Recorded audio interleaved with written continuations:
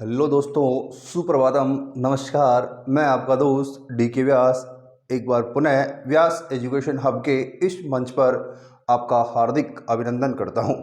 दोस्तों, हम भारतीय इतिहास के बारे में चर्चा कर रहे थे और उसकी कड़ी में हमने अब तक 5 टॉपिक कंप्लीट कर लिए और 6वां टॉपिक हमने शुरू किया मौर्यकाल। मौर्यकाल में दोस्तों हमने पढ़ा कि जो भारतीय इतिहास है उस भारतीय इतिहास में मौर्यकाल का क्या महत्व है। उसके बाद में हमने पढ़ा जो मौर्यों की उत्पत्ति है, उन मौर्यों की उत्पत्ति के सिद्धांत के बारे में कि मौर्यों की उत्पत्ति किस प्रकार से मानी जाती है। तो अलग अलग इतिहासकारों ने अपने अलग अलग मत उसमें दिए थे। उसके बाद में हमने पढ़े जो मौर्यकालीन शासक है, उन मौर्यकालीन शासकों में जो मौर्य वंश के संस्थापक चंद्रगुप्त मौर्य और चंद्रगुप्त मौर्य के बाद में बिंदुसार को हमने पढ़ लिया था। आज दोस्तों हम पढ़ने वाले हैं सम्राट अशोक को। किसको दोस्तों? सम्राट अशोक को। नोट करो दोस्तों, सम्राट अशोक। सम्राट अशोक दोस्तों इतिहास का ऐसा शासक जिसने अपनी सीमाओं का विस्तार जितना अधिक किया उतना अधिक इसके बाद किसी भी शासक ने नहीं किया। तो एक महान शासक जिसका हम कहते हैं कि उल्लेख बहुत सारे ग्रंथों में हमें देखने को मिलता है, बहुत सारे साहित्यों में देखने को मिलता है और जिसकी महानता की हम कहानियाँ सुना करते हैं, वही सम्राट अशोक। दोस्तों बात करें, बिंदुसार का पुत्र सम्राट अशोक था और अपने पिता की मृत्यु के उपरांत 273 ईसा पूर्व यह राजगद्दी पर बैठा। तो समय काल देखो दोस्तों,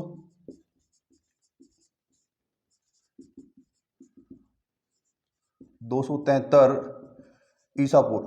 कब दोस्तों? जब बिंदुसार की मृत्यु हुई 273 ईसा पूर्व, तो अशोक गद्दी पर बैठा और इसने लगभग 232 ईसा पूर्व तक जो मगध साम्राज्य है, इस मगध साम्राज्य पर शासन किया। कब दोस्तों? 273 ईसा पूर्व से 232 ईसा पूर्व तक। कब तक? 232 ईसा पूर्व तक। बात करें दोस्तों इतिहास के कालखंड में जो अशोक का राज्याभिषेक है वो लगभग 269 ईसा पूर्व माना जाता है। तो राज्याभिषेक की बात करें, राज्याभिषेक कब? एक तो 273 ईसा पूर्व हुआ, जबकि वास्तविक जो इतिहास में राज्याभिषेक माना जाता है वो राज्याभिषेक माना जाता है 269 ईसा पूर्व। कब दोस्तों? 269 ईसा पूर्व। बौद्ध ग्रंथों और अन्य ग्रंथों में इसका उल्लेख मिलता है कि अशोक ने इन 273 से 269 ईसा पूर्व के मध्य अपने जो 99 भाई थे उन 99 भाइयों की हत्या करने में ये 4 वर्ष का समय गुजार दिया। उसके बाद 269 ईसा पूर्व यह मगध के साम्राज्य पर आधिपत्य हुआ। क्या दोस्तों? मगध के साम्राज्य पर यह क्या हुआ? आसीन हुआ। और आसीन होने के बाद इसने अपने जो शासन है उस शासन में काम करना प्रारंभ किया। अब दोस्तों देखें, हमने देख लिया क्या जो सम्राट अशोक है, सम्राट अशोक का कार्यकाल 273 ईसा पूर्व से 232 ईसा पूर्व। राज्याभिषेक माना जाता है 269 ईसा पूर्व। दोस्तों इसके पीछे एक घटना है, जो बिंदुसार है। क्या बिंदुसार है? वो बिंदुसार अपने जो पुत्र था सुसीम, बड़ा पुत्र, उस सुसीम को राजा बनाना चाहता था। क्या? राजा बनाना चाहता था। लेकिन उस समय का जो तत्कालीन बिंदुसार का जो प्रधानमंत्री था राधा गुप्त, उस राधा गुप्त की सहायता से सम्राट अशोक मगध का शासक बना। क्या दोस्तों? जो राधा गुप्त और अशोक है, अशोक के बीच में क्या बनती थी? ज़्यादा बनती थी। तो राधा गुप्त ने किसका समर्थन किया? अशोक का समर्थन किया और मगध का साम्राज्य पर किसको आसीन किया? सम्राट अशोक को। तो सुसीम नहीं बन पाया। सुसीम तो क्या था? जो बिंदुसार है उसका चहेता पुत्र था। तो इस कारण से बिंदुसार चाहता था कि राजा सुसीम बने, जबकि वास्तविक में जो काबिल शासक के रूप में था वो था अशोक। और राधा गुप्त ने किस अशोक को प्रमोट किया और अशोक को क्या बना दिया? राजा बना दिया। अब बात करें दोस्तों, जो अशोक है, इस अशोक को पुराणों में अशोक वर्धन कहा जाता है। तो अन्य नामों के बारे में चर्चा करेंगे। तो अशोक के अन्य नाम, अशोक के अन्य नाम, अन्य नामों के बारे में चर्चा करें दोस्तों तो नंबर 1, पहला नंबर पे डालो, पुराणों में अशोक को अशोक वर्धन कहा गया है। क्या कहा गया है दोस्तों? अशोक वर्धन कहा गया है। किसमें? पुराणों में। अब नेक्स्ट बात करें दोस्तों, जो अशोक का बाबरू शिलालेख है, जो जयपुर स्थित बैराट की पहाड़ी से प्राप्त हुआ है, उस बाबरू अभिलेख में अशोक का नाम देवनाम प्रियदर्शी मिलता है। क्या मिलता है दोस्तों? देवनाम प्रियदर्शी। तो देखो, बाबरू शिलालेख में अशोक का नाम प्रियनाम प्रियदर्शी मिलता है। दोस्तों ये प्रियनाम प्रियदर्शी का मतलब होता है देवताओं का प्रिय राजा। तो इसका अर्थ भी लिख लो।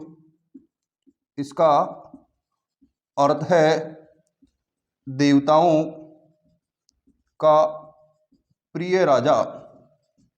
तो किसमें मिलता है? बाबरू शिलालेख में। तो बाबरू शिलालेख में अशोक का नाम प्रियदर्शी अर्थात प्रिय नाम प्रियदर्शी हमें देखने को मिलता है, जिसका अर्थ है देवताओं का प्रिय राजा। नेक्स्ट थर्ड बात करें दोस्तों, जो अशोक का मास्की, नैटूर, उदयगोलम और गुजरा अभिलेख है, इन अभिलेखों में अशोक का नाम अशोक मिलता है। क्या मिलता है दोस्तों? अशोक का नाम जो अशोक लिखा हुआ है कौन से अभिलेखों में? मास्की, नैटूर, उदयगोलम तथा गुजरा अभिलेखों में इसका नाम अशोक मिलता है। तो लिखो, अशोक के अभिलेखों में इसका नाम अशोक मिलता है। तो कौन कौन से अभिलेख हैं? अभिलेखों की बात करें तो अभिलेख हैं मास्की, नैटूर, उदयगोलम और नेक्स्ट है तथा गुर्जरा। तो जो ये चार अभिलेख हैं दोस्तों, इन अभिलेखों में अशोक का नाम क्या मिलता है? अशोक मिलता है। तो पुराणों में क्या कहा गया? अशोकवर्धन कहा गया। बाबरू शिलालेख में इसका नाम प्रियनाम प्रियदर्शी मिलता है, जबकि अशोक का जो अभिलेख मास्की, नैटूर, उदयगोलम तथा गुजरा है, इसमें अशोक का नाम अशोक देखने को मिलता है। अब बात करें दोस्तों, जो मास्की अभिलेख है, क्या मास्की अभिलेख में जो अशोक है, अशोक को बुद्ध शाक्य कहा गया है। देखो, मास्की अभिलेख में अशोक को बुद्ध शाक्य कहा गया है। क्या कहा गया है दोस्तों? बुद्ध शाक्य कहा गया है। कौन से अभिलेख की बात कर रहे हैं हम? तो मास्की अभिलेख की बात कर रहे हैं। मास्की अभिलेख में अशोक को क्या कहा गया है? बुद्ध शाक्य कहा गया है। अब इसके बाद नेक्स्ट बात करें दोस्तों, जो 5वें नंबर पे है, एक बौद्ध साहित्य है दीपवंश। कौन सा दोस्तों? दीपवंश। दीपवंश में अशोक को उज्जैनी करमौली कहा गया है। तो लिखो, अशोक को दीपवंश में उज्जैनी कर मौली कहा गया है। क्या कहा गया दोस्तों? उज्जैनी कर मौली कहा गया है। किसमें? दीपवंश, जो बौद्ध साहित्यिक ग्रंथ है दीपवंश, इसमें अशोक को क्या कहा गया है? उज्जैनी कर मौली कहा गया है। अब दोस्तों हम बात करें नेक्स्ट, जो अशोक का प्रधानमंत्री है। हमने बात की चंद्रगुप्त मौर्य। चंद्रगुप्त मौर्य का प्रधानमंत्री तो कौन था? चाणक्य या कौटिल्य, ठीक है। उसके बाद में बिंदुसार शासक बना और बिंदुसार का प्रारंभिक प्रधानमंत्री तो कौटिल्य था, जबकि उसके बाद का जो प्रधानमंत्री था वो खल्लाटक था। जबकि हम बात करें अशोक के शासनकाल के समय, तो अशोक के शासनकाल के समय जो प्रधानमंत्री था वो राधागुप्त था। कौन था? राधागुप्त। तो प्रधानमंत्री लिखो, प्रधानमंत्री राधागुप्त। कौन था? राधागुप्त। मैंने बताया दोस्तों ये प्रधानमंत्री है। ये प्रधानमंत्री जो राजा होता था उसका मुख्य सलाहकार होता था। राजा को सलाह देने का काम प्रधानमंत्री का होता था। तो दोस्तों एक बार इसको नोट कर लीजिए, फिर इसके बाद आगे की जो चर्चा है वो हम करने वाले हैं। अब आगे कुछ इंपॉर्टेंट फैक्ट्स हैं दोस्तों, उनको आप एक बार नोट कर लीजिए। हम बात करें, सबसे पहले मैंने आपको बताया बौद्ध साहित्यों में कहा गया है कि अशोक ने 273 ईसा पूर्व गद्दी संभाली, लेकिन 273 ईसा पूर्व से 269 ईसा पूर्व तक लगभग 4 वर्ष तक वह अपने 99 भाइयों की हत्या कर राज सिंहासन पर आसीन हुआ। बौद्ध ग्रंथों, तो कौन कौन से ग्रंथ है? सिंहली अनुश्रुति, दीपवंश व महावंश में उल्लेख है कि अशोक अपने 99 भाइयों की हत्या कर शासक बना। क्या बना दोस्तों? शासक बना। क्या हुआ? इसने अपने 99 भाइयों की हत्या की और हत्या करने के बाद क्या बना? शासक बना। नेक्स्ट बात करें दोस्तों हम कि मैंने बताया आपको कि जो बिंदुसार है वो बिंदुसार अपने जो बड़ा पुत्र था सुसीम उसको राजा बनाना चाहता था, लेकिन जो अशोक है अशोक ने प्रधानमंत्री राधागुप्त की सहायता से शासन अपने कब्जे में ले लिया। दोस्तों नोट करो,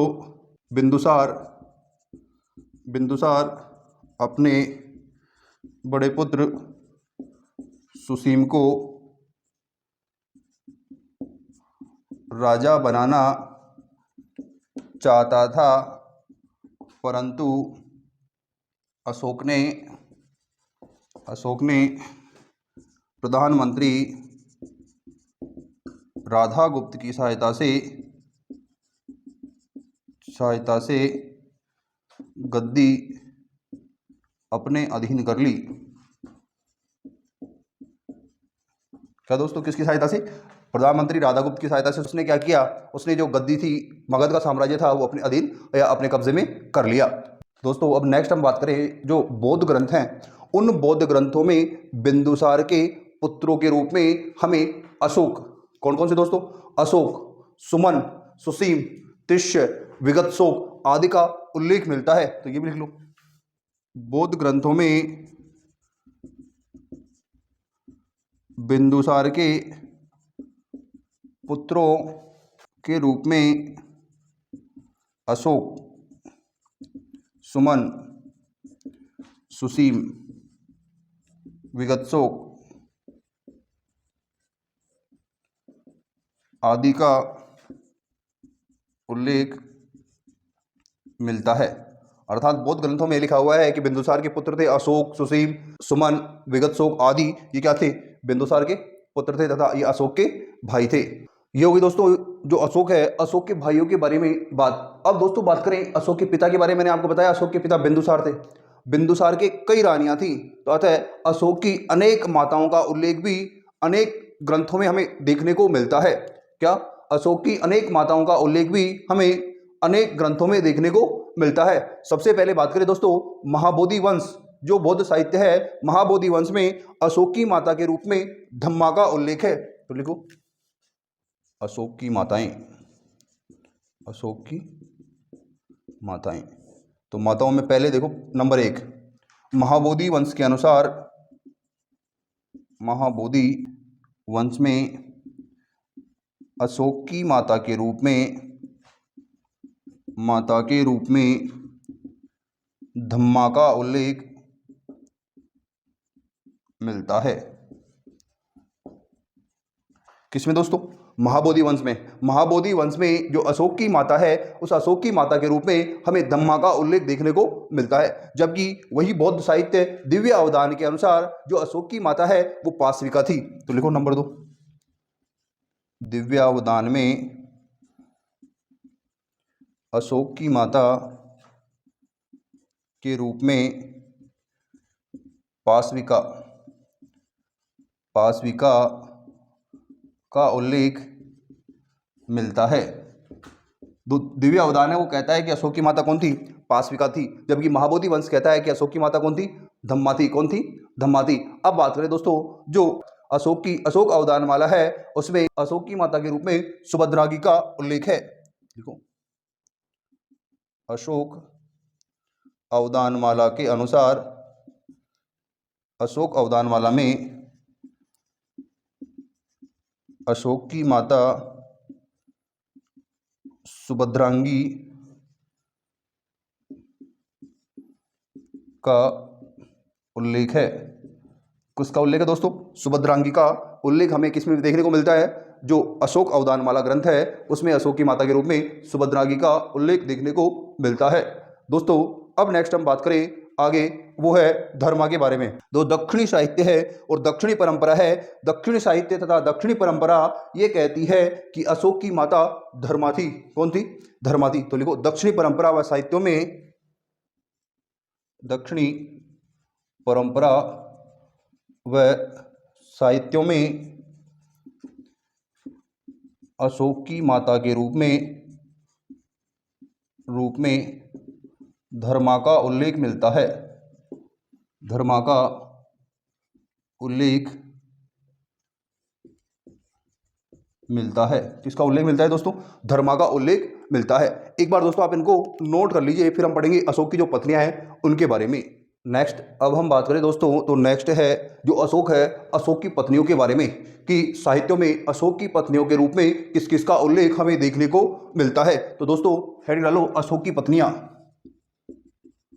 अशोक की पत्नियां। दोस्तों अशोक की पत्नियों के बारे में बात करें तो हमें उल्लेख मिलता है, वो है महादेवी का। किसका? महादेवी का। नेक्स्ट बात करें दोस्तों, वो है कारुवाकी का। कारुवाकी। नेक्स्ट दोस्तों असंघमित्रा। असंघमित्रा। नेक्स्ट बात करें दोस्तों, वो है तिष्यरक्षा।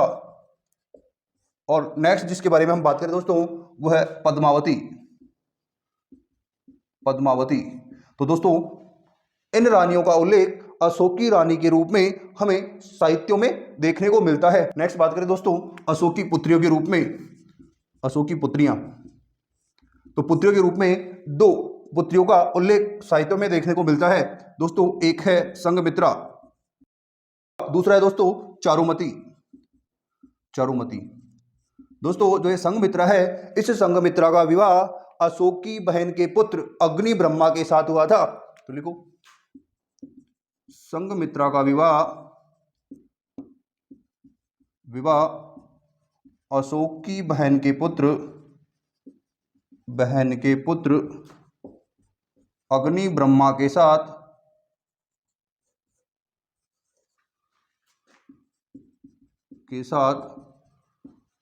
हुआ था। नेक्स्ट बात करें दोस्तों चारुमती के बारे में, तो चारुमती का विवाह जो नेपाल के शासक देवपाल के, किसके?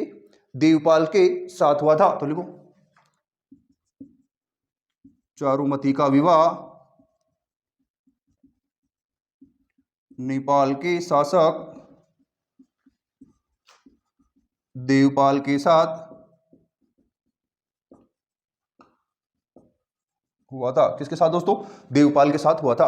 और अब आगे बात करेंगे हम पुत्रों की, क्योंकि दोस्तों पुत्रों की हम बात करने वाले हैं। पुत्रों के रूप में हम बात करें दोस्तों, तो साहित्यों में अशोक के पुत्रों के रूप में महेंद्र, तीवर, कुणाल, जालोक, संप्रति आदि का उल्लेख हमें देखने को मिलता है। पुत्रों में लिखो महेंद्र, तीवर, कुणाल, जालोक, संप्रति। दोस्तों इन पुत्रों का उल्लेख हमें देखने को मिलता है। जालोक का उल्लेख जो कल्हण की राजतरंगिणी है, उस कल्हण की राजतरंगिणी में किया गया है। किसका? जालोक का उल्लेख कल्हण की राजतरंगिणी में किया गया है। किसमें किया गया है दोस्तों? कल्हण की राजतरंगिणी में किया गया है। हम बात करें दोस्तों अशोक के पुत्र कुणाल के बारे में। कुणाल दोस्तों इतना सुंदर बच्चा था अशोक का, बहुत अत्यधिक सुंदर। इसका नाम, इसकी आंखें, इसका चेहरा इतना सुंदर था, इसी सुंदरता की वजह से इसका नाम रखा गया था कुणाल। क्या नाम रखा गया दोस्तों? कुणाल। जो अशोक की रानी थी तिष्यरक्षा, तिष्यरक्षा ने एक बार राजमहल में कुणाल को देख लिया। कुणाल को देखा तो जो उसकी दासियां थी, दासियों से पूछा कि ये कौन है? तो दासियों ने कहा कि आपका पुत्र कुणाल है। लेकिन जो तिष्यरक्षा है, इसका मन तो किस पे आ गया था? कुणाल पे आ गया था। अब कुणाल एक, जिसको कहें मात्राज्ञा पुत्र या पित्राज्ञा पुत्र के रूप में प्रसिद्ध था। तो कुणाल क्या है, अपनी माताओं की बहुत सम्मान करता था, अपने पिता का बहुत सम्मान करता था। तो कुणाल इसको, जो तिष्यरक्षा है, उसको माता के रूप में ही देखता था। दोस्तों बात करें कि जो कुणाल है, अब कुणाल को ये किसी न किसी बहाने अपने पास बुलाती, तुम्हारी माता ने बुलाया है, और दासियों को कह करके बोल देती कुणाल को भेजना। तो कुणाल को भेज देते साहब। कुणाल आता किसी न किसी बहाने, इसको देखने के बहाने ये क्या करती, इसको बुला लेती। काफ़ी दिनों तक ऐसे चलता रहा, ये इसको वो लोभ लालच दिए दुनिया भर के, ठीक है। लेकिन ये उस लोभ लालच में आने वाला नहीं था। इसने तिष्यरक्षा को हमेशा सदैव माता के रूप में पूजा, और पिता अशोक को हमेशा पितृ के रूप में पूजा। दोस्तों बात करें एक बार की, राज दरबार में सभी रानियों को कुछ अधिकार दिए जा रहे थे, वैसे ही तिष्यरक्षा को भी एक अधिकार दे दिया गया। क्या दे दिया गया? अधिकार दे दिया गया। अब तिष्यरक्षा से अधिकार दे दिया गया कि आप मेरे से कुछ भी मांग सकते हो। तो तिष्यरक्षा ने क्या कहा? मुझे कुछ भी नहीं चाहिए, मुझे कुछ भी नहीं चाहिए, मुझे तो जो कुणाल है उस कुणाल की आंखें चाहिए। तो दोस्तों जो तिष्यरक्षा है, इस तिष्यरक्षा ने जो कुणाल है इसकी बातों में नहीं आया, ठीक है, और वो इसको चाहती थी, लेकिन कुणाल ने उसे माता के रूप में पूजा। इसी वजह से तिष्यरक्षा ने जो कुणाल है, उस कुणाल की आंखों को फुड़वा दिया। दोस्तों कुणाल क्या हो गया, अंधा हो गया। तो दोस्तों एक इस प्रकार की माता जो तिस्या रखा है किसकी, कुणाल की, तो जो तिस्या रखा है वो कुणाल के प्रति क्या हो गई, आसक्त हो गई थी, लेकिन कुणाल ने इसे सदैव पूजनीय माना। तो दोस्तों इस प्रकार की कहानी शास्त्रों में हमें देखने को मिलती है। तो ये हो गई दोस्तों इसके पुत्रों की बात। दोस्तों बात करें महेंद्र की, महेंद्र का उल्लेख जो बौद्ध साहित्य है उन बौद्ध साहित्यों में मिलता है और कहा गया है कि अशोक ने बौद्ध धर्म के प्रचार प्रसार के लिए महेंद्र तथा अपनी पुत्री संघमित्रा को श्रीलंका बौद्ध धर्म के प्रचार प्रसार के लिए भेजा। किसने, अशोक ने। तो दोनों का उल्लेख कहाँ मिलता है, बौद्ध ग्रंथों में मिलता है। धर्म के प्रचार प्रसार के लिए कहाँ भेजा, श्रीलंका भेजा था। हम नेक्स्ट बात करें जो अशोक है, अशोक बौद्ध धर्म का अनुयायी था। क्या था दोस्तों, बौद्ध धर्म का अनुयायी था। अशोक को बौद्ध धर्म में दीक्षा तत्कालीन समय के बौद्ध भिक्षु उपगुप्त या बाल पंडित द्वारा दी गई थी, जिसे निग्रोध भी कहा जाता है। तो लिखो, अशोक बौद्ध धर्म का अनुयायी था, जिसे बौद्ध धर्म में दीक्षित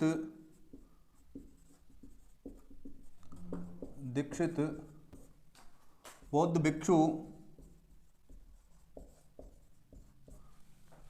उपगुप्त या फिर कहें बाल पंडित या फिर कहें हम निग्रोध द्वारा किया गया था। तो अशोक को दीक्षित किसने किया, अशोक को दीक्षित किया किसने, उपगुप्त या जिसे हम बाल पंडित कहें या निग्रोध कहें, निग्रोध के द्वारा बौद्ध धर्म में दीक्षित किया गया। अब बात करें दोस्तों, अशोक ने जम्मू कश्मीर में श्रीनगर तथा नेपाल में देवपाटन नामक नगर की भी स्थापना की थी। तो लिखो, अशोक ने जम्मू एंड कश्मीर में श्रीनगर तथा नेपाल में देवपाटन नामक नगर की भी स्थापना की। किसने दोस्तों, अशोक ने। तो नेपाल में तो देवपाटन और जम्मू कश्मीर में श्रीनगर की स्थापना किसने की, अशोक ने की। नेक्स्ट बात करें दोस्तों, जो अशोक है, अशोक के समय कुछ समकालीन ऐसे पड़ोसी देश थे जिनके राजाओं के बारे में भी एग्जाम में पूछा जाता है। तो दोस्तों हम देखते हैं जो अशोक के समकालीन पड़ोसी राजा हैं उनके बारे में। तो हेडिंग डालो, अशोक के समकालीन पड़ोसी विदेशी राजा कौन कौन थे, इनके बारे में हम बात करें दोस्तों। सबसे पहले बात करें दोस्तों सीरिया। तो सीरिया का शासक था दोस्तों एंटियोकस प्रथम। सीरिया, तो सीरिया का शासक था एंटियोकस प्रथम। कौन था दोस्तों, एंटियोकस प्रथम। नंबर 2, दूसरे नंबर पे हम बात करें दोस्तों तो मिस्र में था दोस्तों इस समय तुर्मै।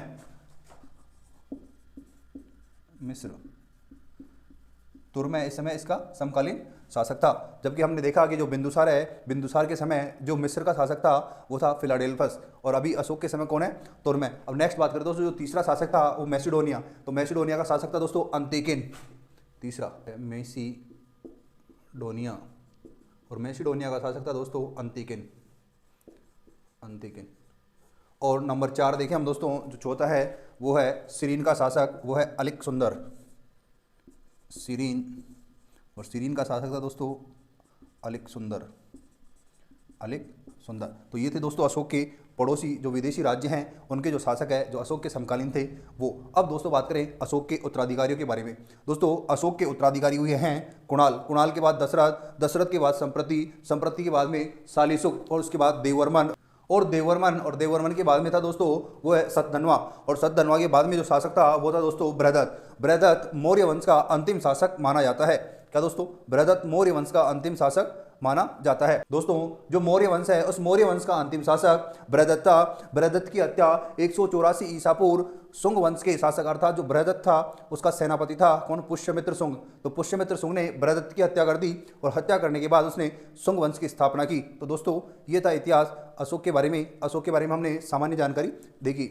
अब हम बात करेंगे कि जो अशोक है, अशोक के कालखंड में एक प्रसिद्ध कलिंग युद्ध हुआ। दोस्तों क्या हुआ, प्रसिद्ध कलिंग युद्ध हुआ, और उस कलिंग युद्ध के बाद अशोक ने जो युद्ध भेरी थी, ठीक है, या भेरी घोष के स्थान पर धम्म घोष को अपना लिया था। तो युद्ध को छोड़ दिया और उसने क्या अपना लिया, शांति को अपना लिया था। तो उस युद्ध के बारे में तो हेडिंग डालो कलिंग युद्ध। कलिंग युद्ध। कलिंग युद्ध का समय 261 ईसा पूर्व माना जाता है। कितना माना जाता है दोस्तों? 261 ईसा पूर्व। जो उड़ीसा के आसपास का क्षेत्र है उसे उस समय कलिंग कहा जाता था, और इस समय जो कलिंग का शासक था वो नंद नामक राजा था।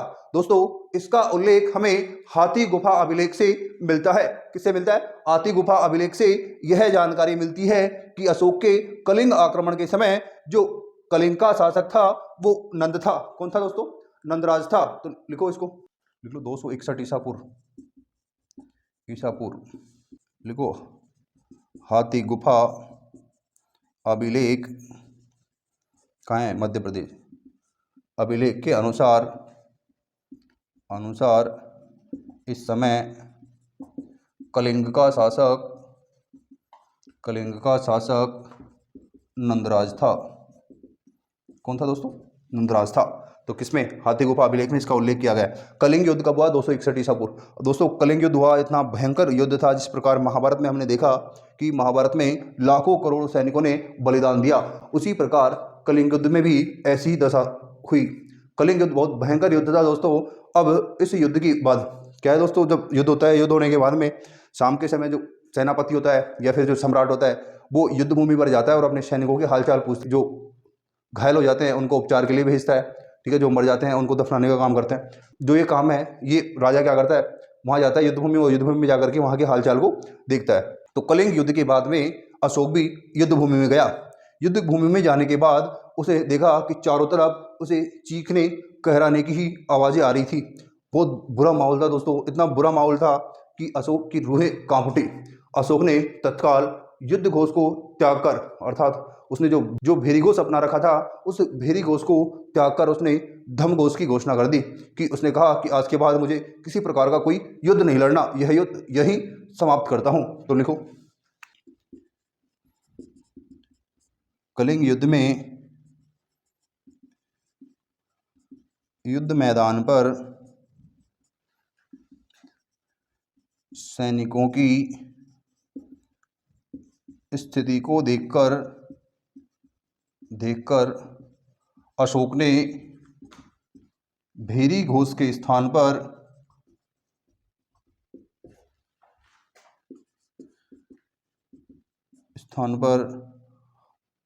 धम्म घोष की घोषणा की। अर्थात इसके बाद इसने क्या है? युद्ध करना बंद कर दिया। दोस्तों एक बार आप इसको नोट कर लीजिए, फिर इसके बाद हम आगे की जो घटनाएं उनके बारे में बात करने वाले हैं। अब दोस्तों नेक्स्ट आगे नोट करो, जो कलिंग युद्ध हुआ, लिखो कलिंग युद्ध का उल्लेख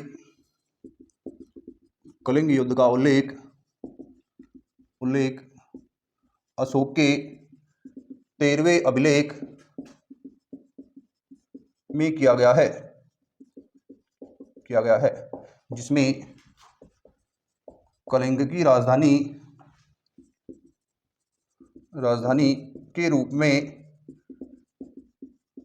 तोसाली का भी उल्लेख है। तो कलिंग की राजधानी कौन सी थी? तोसाली थी। और जो कलिंग युद्ध है इसका उल्लेख कहाँ मिलता है? अशोक का जो 13वां शिलालेख है, अशोक के 13वें शिलालेख में हमें जो कलिंग युद्ध है उसका उल्लेख मिलता है। तो दोस्तों इसको नोट कर लो। अब नेक्स्ट दोस्तों हम बात करें कि अशोक के काल में तीसरी बौद्ध संगीति का आयोजन हुआ। 251 ईसा पूर्व अशोक के काल में तीसरी बौद्ध संगीति का आयोजन हुआ। तो लिखो, अशोक के काल में 251 ईसा पूर्व तीसरी बौद्ध संगीति का आयोजन हुआ। कौन सी बौद्ध संगीति दोस्तों? तीसरी बौद्ध संगीति। तो शासक कौन हो गया? अशोक हो गया। और कौन सी बौद्ध संगीति? तीसरी। कहाँ पे हुआ आयोजन? हुआ, स्थान था दोस्तों पाटलिपुत्र। कौन सी जगह? पाटलिपुत्र में तीसरी बौद्ध संगीति का आयोजन किया गया। और इस समय जो इसके अध्यक्ष थे दोस्तों वो थे मोगलीपुत्र तिष्य। अध्यक्ष मोगलीपुत्र तिष्य। कौन था अध्यक्ष? मोगलीपुत्र तिष्य। इस बौद्ध संगीति का क्या था? अध्यक्ष था दोस्तों। अब बात करें दोस्तों ये जो बौद्ध संगीति है, इस बौद्ध संगीति में जो बौद्ध धर्म के त्रिपिटक हैं, क्या दोस्तों, बौद्ध धर्म के त्रिपिटक हैं, सुत्त पिटक और विनय पिटक की रचना कब हुई? सुत्त और विनय पिटक की रचना प्रथम बौद्ध संगीति में हुई, जबकि जो तीसरा पिटक है उस तीसरे पिटक की रचना तृतीय बौद्ध संगीति में हुई। तो लिखो, इस बौद्ध संगीति में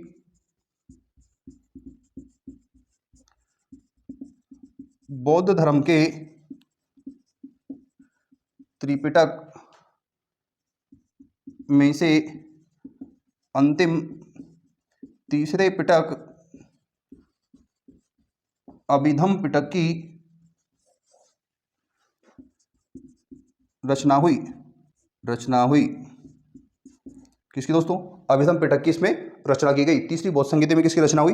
अभिधम पिटक की रचना हुई। तो ये भी इंपॉर्टेंट है एग्जाम की दृष्टि से कि अशोक के काल में कौन सी बौद्ध संगीति का आयोजन किया गया? तीसरी बौद्ध संगीति का आयोजन किया। और कौन सी जगह? पाटलिपुत्र में। अध्यक्ष कौन था? मोगलीपुत्र देश है। और इस बौद्ध संगीति में जो बौद्ध धर्म है, उस बौद्ध धर्म के जो त्रिपिटक है, उन त्रिपिटकों में जो अंतिम तीसरा पिटक है अभिधम पिटक, उसकी रचना की गई। दोस्तों इसको एक बार आप नोट कर लीजिए, फिर इसके बाद हम पढ़ेंगे मौर्यकालीन स्थापत्य कला के बारे में। हेडिंग डालिए दोस्तों। अब नेक्स्ट जो पॉइंट हमारा वो है मौर्यकालीन स्थापत्य कला। मौर्यकालीन स्थापत्य कला। दोस्तों मौर्यकालीन स्थापत्य कला की बात करें तो मुख्यतः हमें इसके 3 बिंदु देखने को मिलते हैं। पहला है शिलालेख, दूसरा है दोस्तों वो है स्तंभलेख, और जो तीसरा है वो है गुहालेख। तो स्थापत्य कला में हमें मुख्यतः ये 3 बिंदु हमें मौर्यकालीन साम्राज्य या मौर्यकालीन जो शासन व्यवस्था है उस शासन व्यवस्था में देखने को मिलता है। दोस्तों हम बात करें जो शिलालेख है, दोस्तों शिलालेख लिखने की परंपरा भारत में सर्वप्रथम अशोक ने प्रारंभ की। किसने प्रारंभ की दोस्तों? अशोक ने प्रारंभ की। तो अभिलेख लेखन की परंपरा मौर्य काल से मानी जाती है। किससे मानी जाती है? मौर्य काल से मानी जाती है। और यह परंपरा किसने शुरू की? अशोक ने शुरू की। दोस्तों यह कहा जाता है कि जो अशोक है, अशोक ने जो अभिलेख लेखन की जो परंपरा है ये यूनानी शासक डेरियस प्रथम या दारा प्रथम से ग्रहण की थी। तो लिखो, अशोक प्रथम शासक था जिसने अभिलेख लेखन की परंपरा शुरू की। अशोक ने अभिलेख लेखन की यह परंपरा यूनानी शासक डेरियस प्रथम या ब्रैकेट में लिख लो दारा प्रथम से ग्रहण की थी। दोस्तों आगे लिखो, अभिलेखों के अध्ययन को लेखों के अध्ययन को एपियोग्राफी कहा जाता है। क्या कहा जाता है दोस्तों? एपियोग्राफी कहा जाता है। दोस्तों हम बात करें अशोक के अभिलेखों के बारे में तो दोस्तों अशोक एक महान शासक था जिसने अपनी जनता को संबोधित करने के लिए ये अभिलेख लेखन की परंपरा प्रारंभ की। क्या? अभिलेख लेखन की परंपरा उसने प्रारंभ किसके लिए? अपनी जनता को संबोधित करने के लिए उसने इस अभिलेख लेखन की परंपरा को प्रारंभ किया। अब बात करें दोस्तों जो अशोक के अभिलेख हैं और अशोक के अभिलेखों के बारे में। अशोक के अभिलेख मुख्यतः 4 लिपियों में हमें देखने को मिले हैं। 4 लिपि दोस्तों कौन कौन सी है? एक तो ब्राह्मी लिपि, कौन सी? ब्राह्मी, खरोष्टी, अरेमाइक, कौन सी? खरोष्टी, अरेमाइक और ग्रीक। इन चारों लिपियों में अशोक के अभिलेख हमें लिखे हुए प्राप्त हुए हैं। क्या? अशोक के अभिलेख 4 लिपियों में लिखे प्राप्त हुए हैं। कौन कौन सी? ब्राह्मी, खरोष्टी, अरेमाइक और ग्रीक। तो लिखो, अशोक के अभिलेख मुख्यतः 4 लिपियों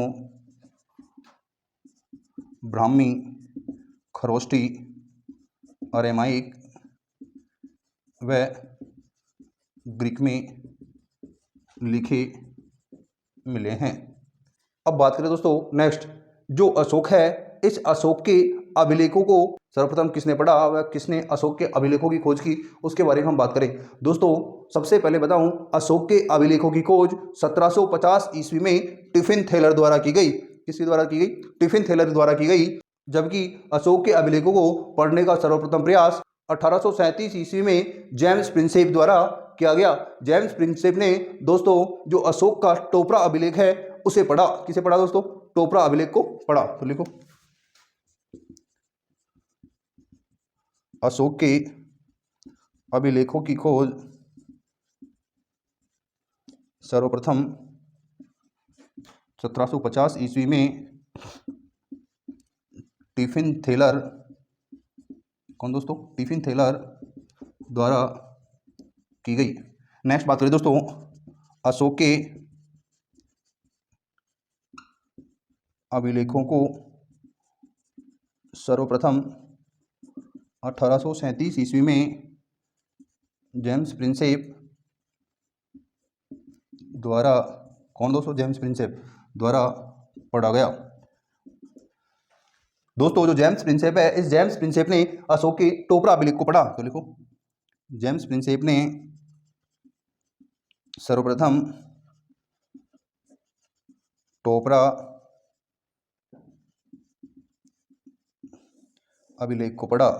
दोस्तों एक बार आप इसको नोट कर लीजिए, फिर हम देखते हैं कि किस प्रकार से कहाँ से अशोक के कौन कौन सी लिपियों में अभिलेख हमें देखने को मिले हैं और किस अभिलेख में क्या लिखा हुआ है, उसके बारे में हम आगे चर्चा करेंगे।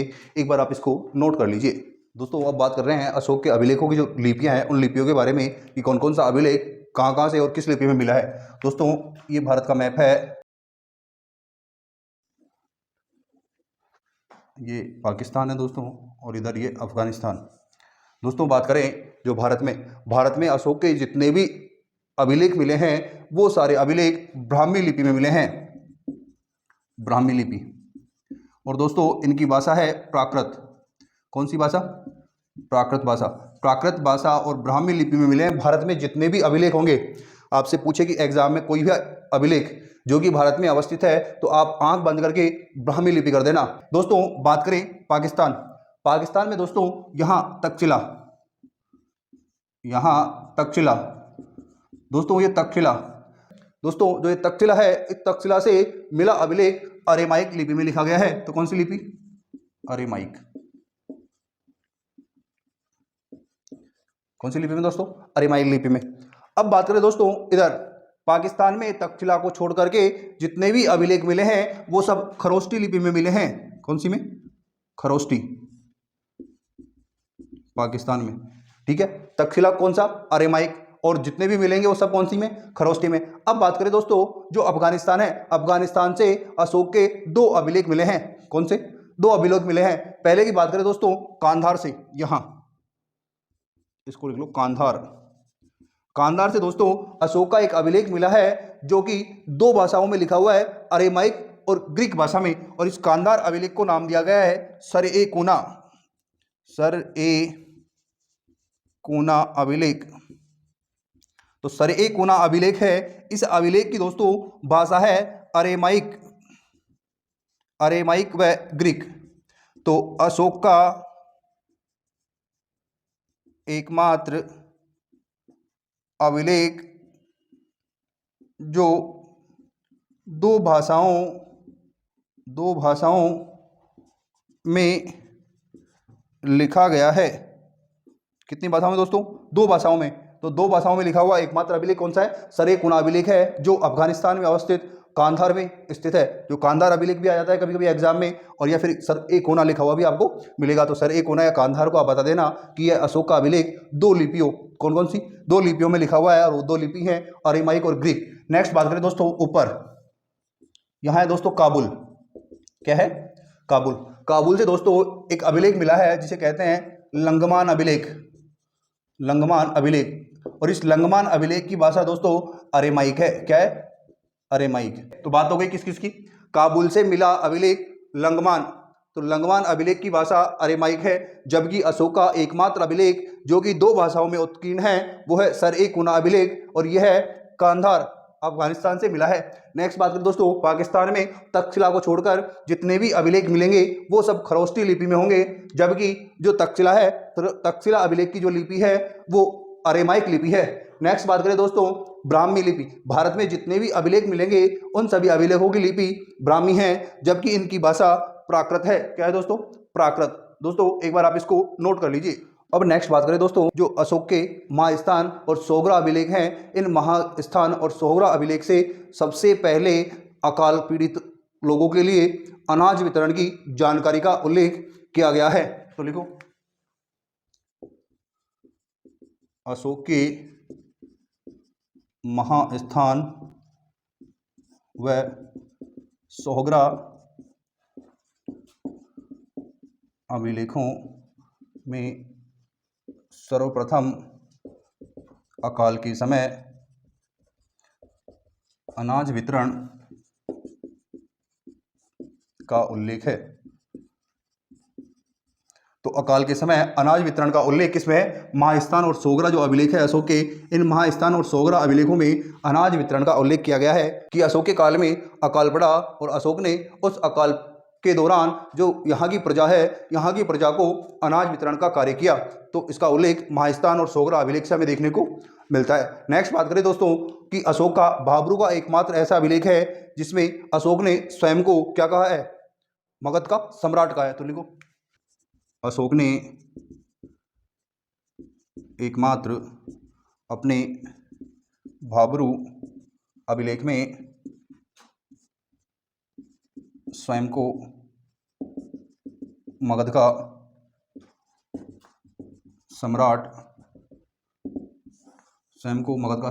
बताया। तो एग्जामिनर क्वेश्चन पूछता है कि कौन सा अभिलेख है जिसमें अशोक स्वयं को मगध का राजा कहता है? तो कौन सा है? अशोक का भाबरू शिलालेख है। उस भाबरू अभिलेख में हमें ये पता चलता है कि अशोक ने इस अभिलेख में स्वयं को मगध का सम्राट कहा। नेक्स्ट बात करें दोस्तों, जो अशोक का जो तीसरा लघु शिलालेख है, उस लघु शिलालेख में जो अशोक की रानी है कारुवाकी, उस कारुवाकी की दान घोषणाओं का उल्लेख हमें मिलता है। तो रानी की घोषणाओं का उल्लेख अशोक के किस अभिलेख में मिलता है? तो अशोक के तीसरे लघु अभिलेख में मिलता है। तो लिखो, अशोक के तीसरे लघु शिलालेख में अशोक की रानी की घोषणाओं का उल्लेख मिलता है। नेक्स्ट बात करें दोस्तों, जो अशोक का छठवां वृहद शिलालेख है, उस वृहद शिलालेख में ये लिखा हुआ है कि अशोक अपनी जो जितनी भी प्रजा है उस प्रजा को कहता है कि जो सारी प्रजा है वो मेरी संतान है। तो उस अभिलेख में लिखा हुआ है सब्बे मुनिषा प्रजा मम, तो सारी प्रजा मेरी क्या है? संतान है। तो ये भी लिख लो, अशोक के छठवें वृहद शिलालेख पर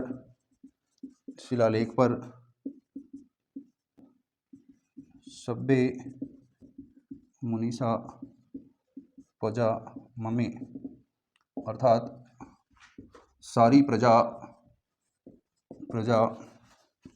मेरी संतान है। सारी प्रजा मेरी संतान है। दोस्तों ये हुई बात। अब बात करेंगे दोस्तों जो अशोक के वृहद शिलालेख हैं, उन वृहद शिलालेखों के बारे में। अब दोस्तों एक बात और नोट करके लिख लो, जो अशोक है, अशोक की रानी है तिष्यरक्षा। तिष्यरक्षा जो अशोक और अन्य रानियों की जो दानशीलता है, इस दानशीलता का क्या करती है? विरोध करती है। तो लिख लो, अशोक की रानी तिष्यरक्षा द्वारा दानशीलता का विरोध करने का उल्लेख भी अशोक के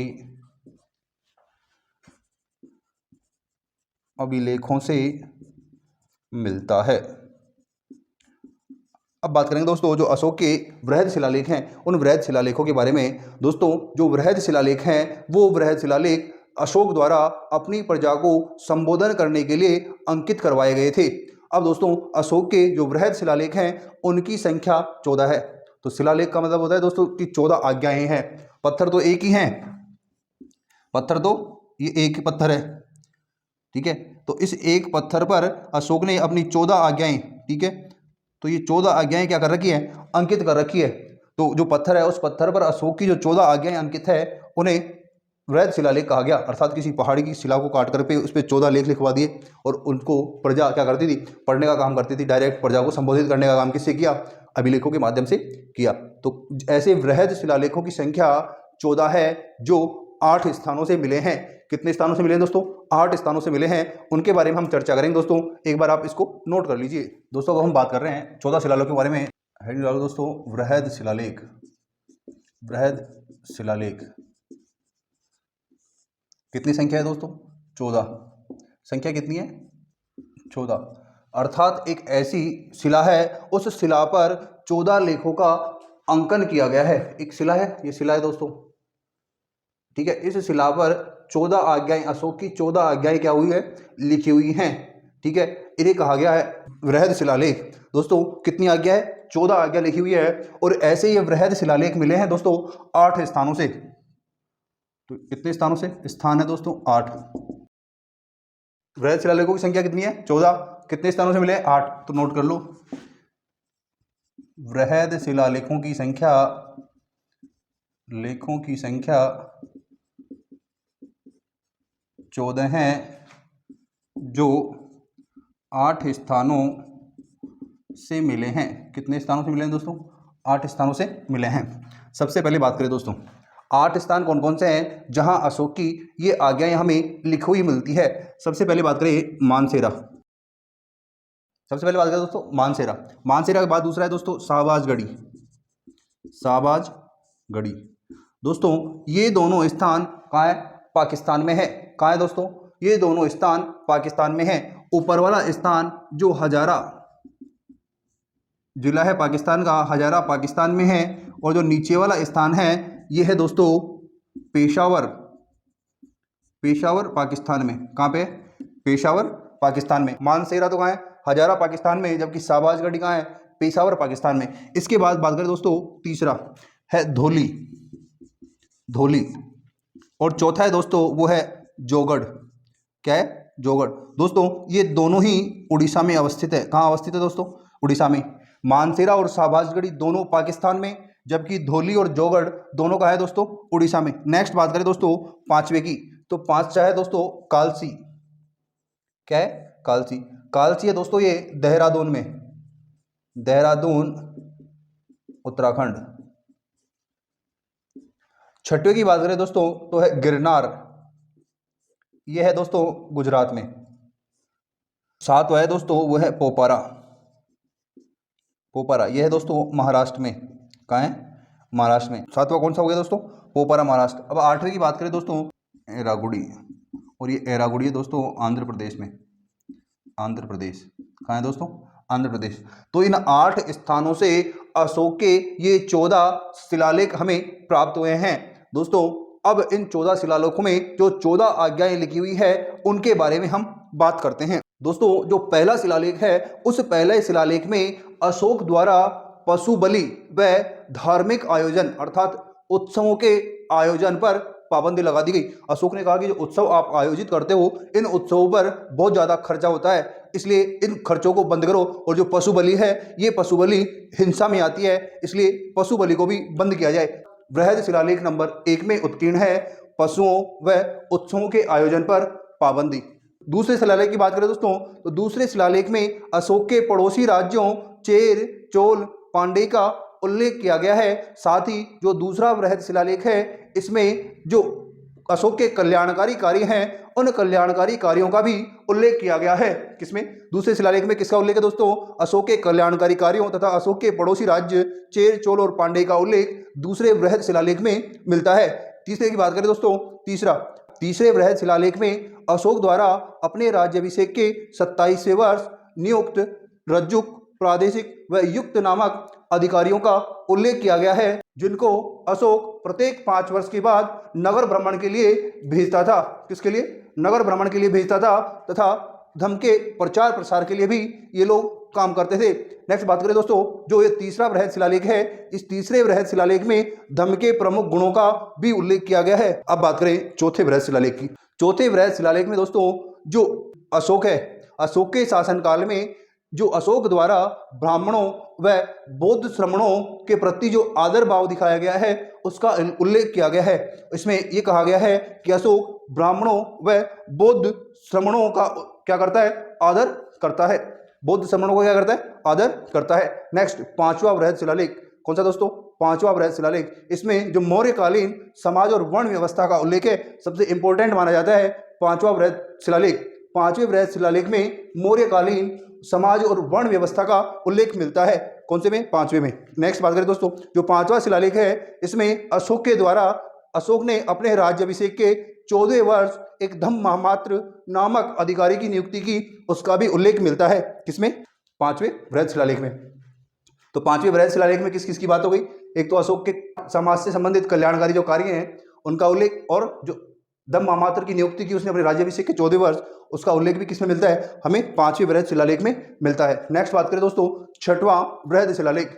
छठवें वृहद शिलालेख के बारे में हम बात करें दोस्तों, जो इस छठवें वृहद शिलालेख में जो धम्म महामात्र नियुक्त किया था, उस धम्म महामात्र के लिए आदेश तथा आज्ञाओं का वर्णन किया गया है कि इस धम्म महामात्र के लिए क्या क्या आज्ञाएं हैं और क्या क्या आदेश हैं। यह किस प्रकार से बौद्ध धर्म के प्रचार प्रसार के लिए कार्य करेगा, उसकी आज्ञाएं और आदेशों का उल्लेख छठवें वृहद शिलालेख में किया गया है। किसमें दोस्तों, छठवें वृहद शिलालेख में किया गया है। बात करें सातवें वृहद शिलालेख की, तो सातवें वृहद शिलालेख में सभी धर्मों के प्रति जो अशोक है, अशोक द्वारा अपनाई गई सहिष्णुता की नीति का उल्लेख है कि अशोक सभी धर्मों के साथ सहिष्णुता का व्यवहार करता है। इसका उल्लेख अशोक के सातवें वृहद शिलालेख में किया गया है। नेक्स्ट बात करें दोस्तों, आठवां वृहद शिलालेख। आठवें वृहद शिलालेख में अशोक द्वारा की गई धम्म यात्राओं का उल्लेख है। किसका, अशोक द्वारा की गई धम्म यात्राओं का उल्लेख है। इस आठवें शिलालेख में अशोक द्वारा की गई धम्म यात्राओं का उल्लेख है। दोस्तों, अशोक ने अपने राज्याभिषेक के 10वें वर्ष बोध गया की तथा 20वें वर्ष लुम्बिनी, जो कि वर्तमान रोमंदेई नेपाल, वर्तमान नेपाल में अवस्थित है, इनकी यात्राएं की। अशोक के 8वें शिलालेख में अशोक की बोध गया व लुम्बिनी की यात्राओं का उल्लेख है, जिसमें इसने वहां की कर व्यवस्था को घटाकर 1/6 से 1/8 कर दिया था।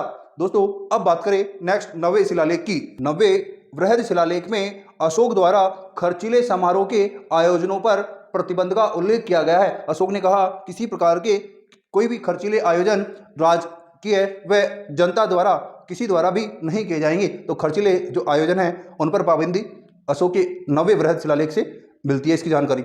अब बात करें अशोक का 11वां वृहद शिलालेख। अशोक के 11वें वृहद शिलालेख में अशोक की धम्म नीति का उल्लेख किया गया है। दोस्तों, अशोक का जो दूसरा वृहद शिलालेख है और 11वां वृहद शिलालेख है, इन दोनों शिलालेखों में अशोक की धम्म नीति का उल्लेख है। अशोक की धम्म नीति का उल्लेख किस किस में, दूसरे और 11वें वृहद शिलालेख में। बात करें दोस्तों 12वां वृहद शिलालेख। 12वें वृहद शिलालेख में अशोक ने सर्वधर्म समभाव की अवधारणा को प्रतिपादित किया। क्या, सर्वधर्म समभाव की जो अवधारणा है उसको प्रतिपादित किया कि सारे धर्म मेरी नज़रों में समान है। क्या है, सारे धर्म मेरी नज़रों में क्या है, समान है। इसकी अवधारणा को प्रतिपादित किया कौन से शिलालेख में, 12वें वृहद शिलालेख में।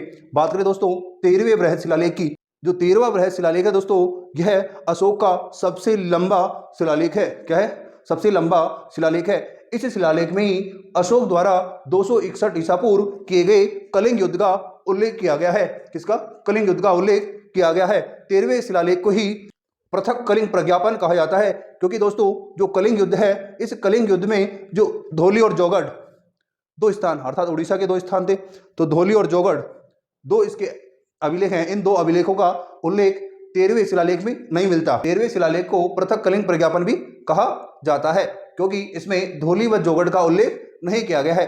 13वें शिलालेख में अशोक द्वारा विदेशों में बौद्ध प्रचारक भेजने का भी उल्लेख किया गया है। जैसे अशोक ने श्रीलंका में अपने पुत्र महेंद्र तथा पुत्री संघमित्रा को बौद्ध प्रचारक के रूप में भेजा, उनका उल्लेख भी 13वें शिलालेख में मिलता है। नेक्स्ट बात करें दोस्तों, जो अशोक है, अशोक का जो धौली शिलालेख है, उस धौली शिलालेख में पितृ सिद्धांत का उल्लेख किया गया है, जिसमें कहा गया है कि सारी प्रजा मेरी संतान है। क्या कहा गया है, कि सारी प्रजा मेरी संतान है। बात करें 14वें शिलालेख के बारे में। दोस्तों 14वां शिलालेख है, इस 14वें शिलालेख में जितने भी बाकी 13 शिलालेख थे, उन 13 शिलालेखों के जो लेखक हैं, उन लेखकों द्वारा की गई गलतियों का उल्लेख 14वें शिलालेख में किया गया है।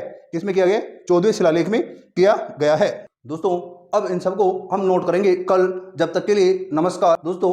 मैं आपसे एक बार पुनः रिक्वेस्ट करूंगा कि व्यास एजुकेशन हब के इस मंच को ज़्यादा से ज़्यादा लाइक, शेयर और सब्सक्राइब करें। धन्यवाद।